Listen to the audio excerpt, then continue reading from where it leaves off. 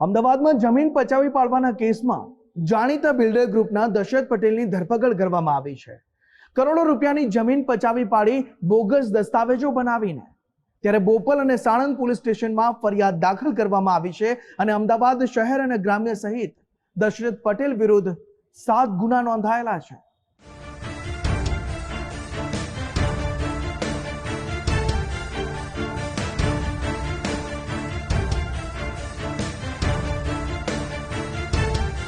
અમદાવાદમાં પોપ્યુલર બિલ્ડરના કૌભાંડી માલિક એવા રમણ પટેલના ભાઈ દશરથ પટેલની ધરપકડ કરવામાં આવી છે। બોગસ વારસદાર ઊભા કરીને દશરથ પટેલે ગોધાવીમાં આવેલી કરોડો રૂપિયાની જમીન પચાવી પાડી હતી। બોપલ પોલીસ સ્ટેશને રમણ પટેલ, દશરથ પટેલ સહિત 3 લોકો સામે ગુનો દાખલ કર્યો છે, જે બાદથી ફરાર આરોપી દશરથ પટેલને ક્રાઇમ બ્રાન્ચે રાજસ્થાનના નાથદ્વારથી ઝડપી પાડ્યો છે। આ જમીન પચાવી પાડવાના ઘટનાક્રમ પર નજર કરીએ તો રામકૃષ્ણ આચાર્યએ સપ્ટેમ્બર 2022માં ફરિયાદ નોંધાવી હતી। ફરિયાદીના દાદા શત્રુઘ્ન દાસના નામે ગોધાવી અને ઘુમામાં જમીન આવેલી હતી।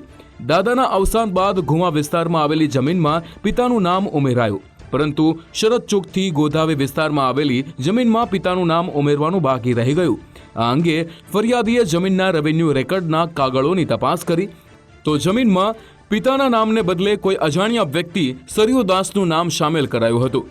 જો કે હકીકતમાં સરયુદાસ નામના વ્યક્તિનું કોઈ અસ્તિત્વ જ ન હતું। પોપ્યુલર બિલ્ડર દશરથ પટેલ અને રમણ પટેલે બનાવટી દસ્તાવેજથી નામ ઉમેરીને કરોડો રૂપિયાની જમીન પચાવી પાડી હતી। આ કૌભાંડીઓએ તલાટી સમક્ષ ખોટું નિવેદન આપી બોગસ નોંધને પ્રમાણિત કરાવડાવી હોવાનું પોલીસની તપાસમાં સામે આવ્યું છે। બોપલ પોલીસે ગુનો નોંધ્યા બાદથી જ વર્ષ 2022થી દશરથ પટેલ ફરાર થઈ ગયો હતો।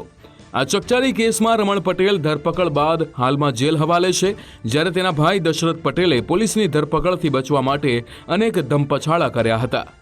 એલસીબી દ્વારા જે બોપલમાં એક ગુનો દાખલ થયો હતો, આ ગુનાના આરોપી દશરથ ભોલીદાસ પટેલને નાથદ્વારાથી પકડીને લાવ્યા હતા और અત્યારે કોર્ટમાં રજૂ કરતા 4 દિવસની રિમાન્ડ મળી છે 16 તારીખ સુધીની।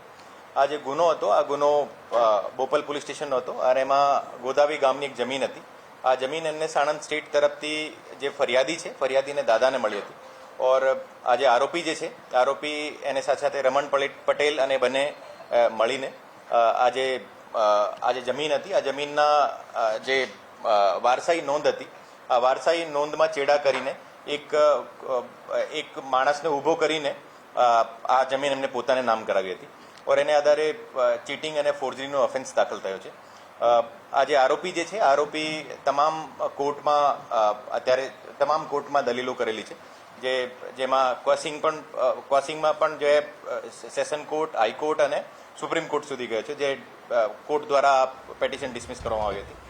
અમદાવાદ ગ્રામ્ય લોકલ ક્રાઇમ બ્રાન્ચે ચોક્કસ બાતમીના આધારે રાજસ્થાનના નાથદ્વારાથી દશરથ પટેલને સકંજામાં લીધો છે। પોલીસ દ્વારા દશરથ પટેલને કોર્ટમાં રજૂ કરી 4 દિવસના રિમાન્ડ મેળવવામાં આવ્યા છે। આ ફરારીના સમયગાળા દરમિયાન કોણે કોણે દશરથ પટેલને રોકાણ અને અન્ય વ્યવસ્થાઓ ગોઠવવામાં મદદ કરી હતી તે અંગે પૂછપરછ કરવામાં આવશે।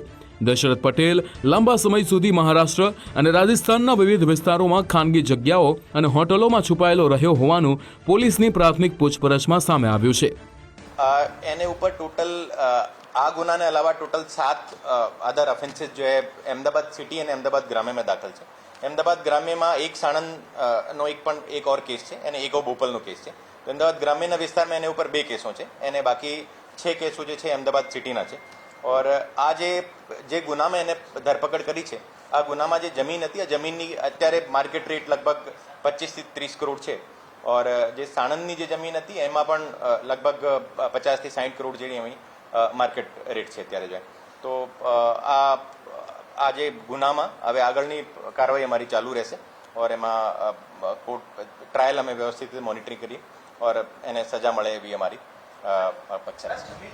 કૌભાંડી દશરથ પટેલ સામે 2023માં સાણંદના ચેખલામાં આવેલી જમીન મામલે મામલતદારોનો ખોટો દાખલો ઊભો કરવાની ફરિયાદ નોંધાઈ હતી, જે બાદ જૂની શરતમાં જમીન ફેરવી પોતાના નામે કરીને છેતરપિંડી આચરી હતી. આ કૌભાંડી ભાઈઓ સામે અમદાવાદ શહેર અને ગ્રામ્યમાં જમીન પચાવી પાડવા કે ગેરરીતિ અંગેની 7 ફરિયાદો દાખલ થઈ છે. આ ગુનામાં જે તે સમયે ફરજ બજાવતા સરકારી કર્મચારીઓ કે અધિકારીઓની સંડોવણી છે કે કેમ તે અંગે પણ પોલીસ વિગતવાર પૂછપરછ કરશે. અર્પિત દરજી, ગુજરાત ફર્સ્ટ, અમદાવાદ.